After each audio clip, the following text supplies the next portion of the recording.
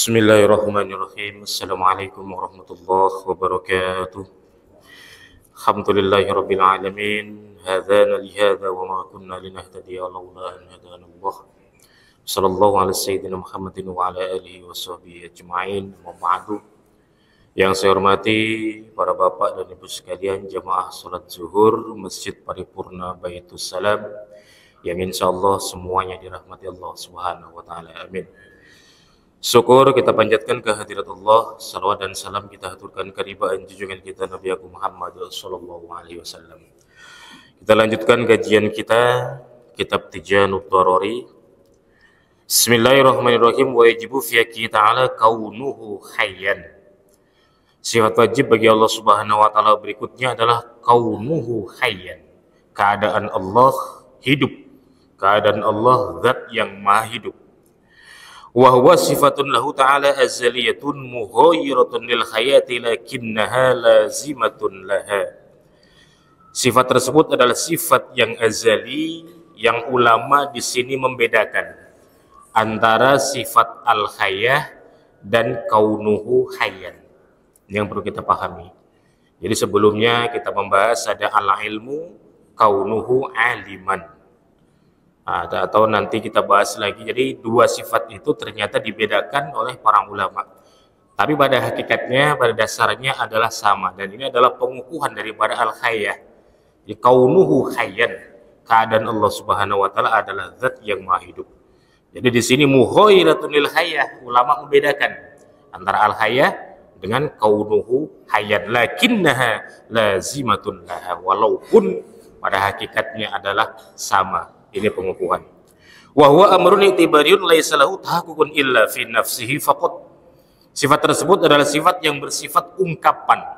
Tidak ada baginya satu kenyataan kecuali pada diri sendirinya Allah, pada zatnya Allah. Artinya gini, kita di dunia belum bisa membuktikan secara nyata bahwa Allah Subhanahu wa taala zat yang maha hidup, yang berilmu dan sebagainya. Belum secara real betul kita membuktikan, hanya kita melihat pada kebesaran-kebesarannya, pada tanda-tandanya. Tapi nanti nyatanya kita akan melihat ketika kita sudah dikumpulkan di padang mahsyar, baru kita akan benar-benar melihat dengan sangat jelas. Saat ini kita baru bisa melihat tanda-tandanya, petunjuknya saja. Wadiduhu kaunuhu mayyitan wa dalilu ala dzalika dalilul hayy, dan lawan daripada kaunuhu hayyan adalah kaunuhu mayyitan, keadaan Allah itu mati. Ini mustahil. Allah Subhanahu wa taala itu zat yang maha hidup selamanya, dan kita yang akan mati. Dan dalilnya adalah sama. Dalil daripada kaunuhu hayyan adalah sifat Allah pada al-hayyah. Berikutnya wa yajibu fi ta'ala kaunuhu sami'an basiran. Sifat Allah yang selanjutnya adalah keadaan Allah maha mendengar dan maha melihat. Wa huma sifatani lahu ta'ala azaliyatani mughayyiratani lis-sam'i wal basar. Bahwasanya kedua sifat itu adalah sifat yang azali keduanya. Lakinnahuma lazimatani lahuma wa huma amrani i'tibariyani wa likulli minha tahaqqukun fi nafsihi faqat. Sebagaimana penjelasan sebelumnya, bahwasanya kaunuhu sami'an, kaunuhu basiron dibedakan oleh ulama dengan sama dan basor. Dibedakan. Makanya sifatnya jumlahnya 20. Tapi pengertiannya, maksudnya juga sama ke sana. Wadidduhuma kaunuhu asamma wa kaunuhu a'ma. Dan lawannya adalah Allah Subhanahu wa taala asamma, kaunuhu asamma atau kaunuhu a'ma. Maksudnya Allah di situ tidak bisa melihat dan tidak bisa mendengar, dan itu mustahil bagi Allah Subhanahu wa taala. Wa dalilu ala dzalika dalilus sam'i wa dalilul basar. Dan dalil yang menunjukkan kaunuhu sami'an dan kaunuhu basiran adalah sama dengan yang menunjukkan sifat sama dan sifat basar. Berikutnya wa yajibu fi ta'ala kaunuhu mutakalliman. Keadaan Allah Subhanahu wa taala berbicara, berfirman, berkalam. Wa huwa sifatun lahu ta'ala azaliyatun mughayyiratun lil kalami. Seperti biasanya sebelumnya, ulama membedakan antara al-kalam dan kaunuhu mutakalliman, lakinnahuma lazimatun lah. Walaupun pengertiannya adalah sama. Jadi intinya ketika kita memahami sifat 20 ini, Allah Subhanahu wa taala jangan sampai kita samakan dengan makhluknya. Kuncinya di sana. Kita yakin Allah Subhanahu wa taala wujud, ada, tapi jangan sampai ada dalam angan-angan kita bentuknya Allah seperti apa, asal muasalnya dari itu yang perlu kita kikis, itu yang perlu kita hilangkan, keraguan itu yang perlu kita hilangkan. Kadang orang minim ilmu, kurang ilmu pengetahuan, berangan-angan terlalu jauh, berangan-angan terlalu tinggi, memikirkan bagaimana Allah, akhirnya terjadi murtad, tak percaya dengan Tuhan. Banyak yang terjadi di kalangan kita. Dia berpikirnya terlalu ke sana, ilmunya sedikit, tak paham banyak, tak ngerti ilmu, kurang di situnya, berpikirnya terlalu tinggi. Akhirnya apa? Berpikirnya berarti semuanya adalah omong kosong, setelah kehidupan, kematian sudah tidak ada lagi. Akhirnya kita tidak percaya dengan agama apapun. Naudzubillah, summa naudzubillahi min dzalik. Dan itu sudah terjadi. Itu sebabnya kita belajar perlunya ada orang yang membimbing kita, ada guru. Jangan hanya kita asal membaca buku, jangan kita hanya melihat Google, tapi kita tidak diskusikan, tidak ditanyakan kepada orang yang lebih memahami. Karena pentingnya yang namanya belajar thalabul ilmi adalah seperti ini. Duduk di satu majelis. Duduk di satu majelis, ada yang menyampaikan dan ada yang menyimak. Bukan hanya kita belajar melalui YouTube dan sebagainya, apakah dilarang? Tidak. Yang dikhawatirkan ketika kita melihat dari situ, satu pendapat, kita tidak ada yang ajak diskusi, akhirnya kita menyimpulkan sendiri, ini yang keliru. Kecuali kita sudah memiliki banyak pemahaman, kita sudah banyak kuasai ilmu, boleh. Karena keberkahan di dalam berthalabul ilmi adalah ketika ada di majelis macam ini. Ada yang membacakan hadis, ada yang membacakan kitab, dan ada yang menyimak. Duduk di majelis. Dan saat ini pun ketika duduk, mungkin para hadirin tak semuanya menyimak apa yang disampaikan.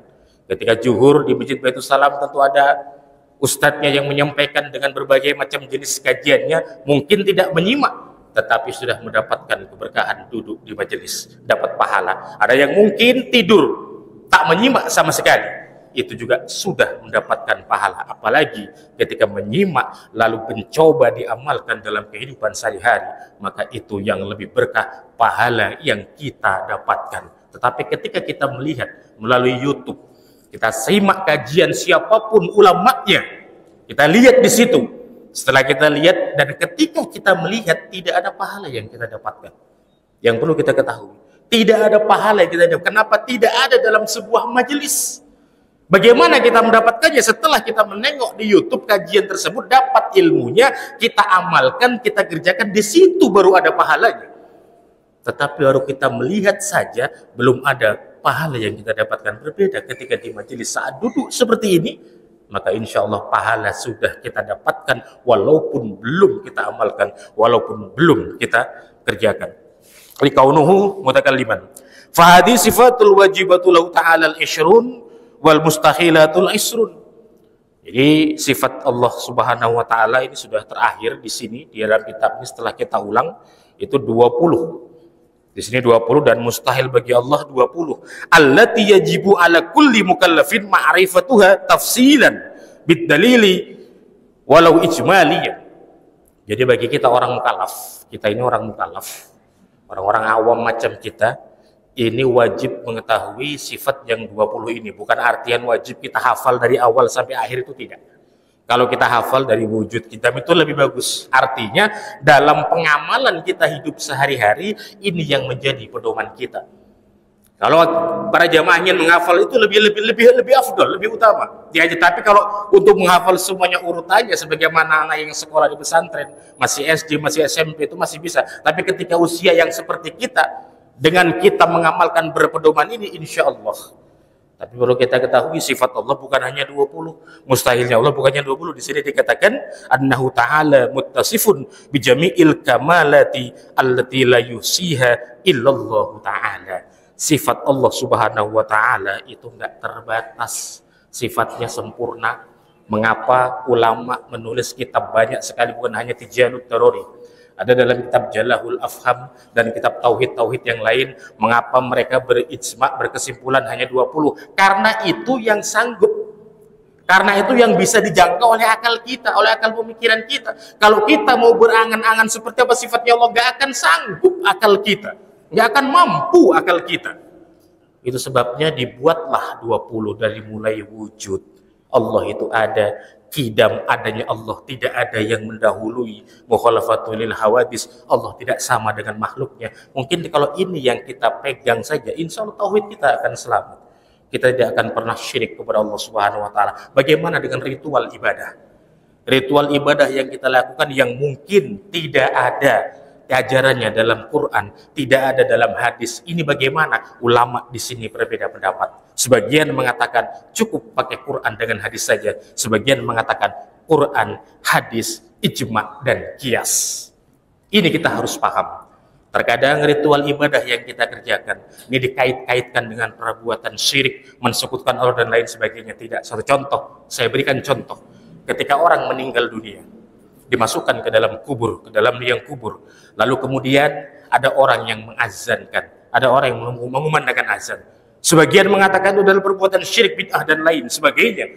Tetapi bagi orang yang menjalankannya, termasuk saya yang menjalankannya, ketika dimakamkan, saya azan di dekat di liang itu, sebelum ditutup oleh tanah. Apa yang kita pakai? Kias. Yang kita pakai dasarnya adalah kias. Ketika kita baru lahir, bayi baru dilahirkan, disunnahkan azan. Begitu lahir, belum apa-apa, langsung kita azan di telinga kanan, langsung kita iqamah di telinga kiri. Nah, kiasnya ketika lahir kita diazankan, ketika mati, ketika dimakamkan pun kita diazankan. Di sini ada yang mau menjalankan, ada yang tidak masalah bagi kita. Tapi jangan sampai kita mengklaim golongan kita, kelompok kita yang paling benar sehingga kita menyalahkan yang lain. Karena pedoman kita adalah al-haqqu min rabbik.